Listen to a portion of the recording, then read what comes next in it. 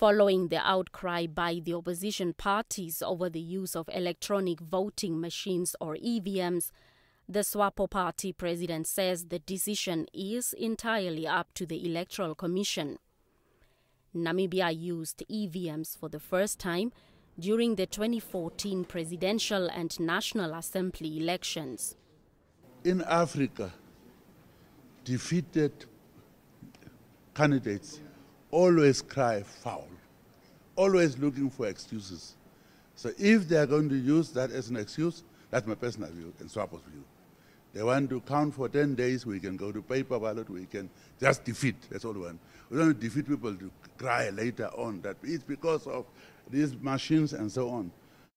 But reverting to paper ballots from the EVMs would be too costly to ECN's budget.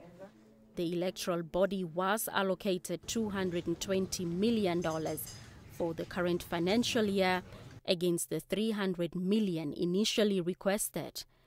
The head of state says once the ECN decides, this would not be an excuse.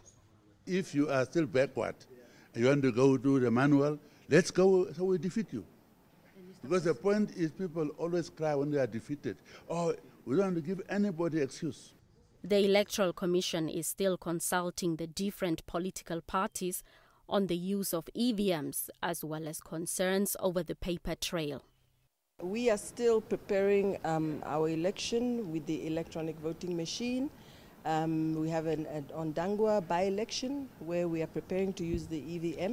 We have a political liaison committee where we meet with the political parties at a high level, and we have ongoing discussions. We have met them the past 2 weeks, and we are meeting them again in the next 2 weeks. And then, of course, there is a motion before Parliament. We are also following that parliamentary debate. Both President Geingob and the ECN vowed that the November elections would not be compromised over resources.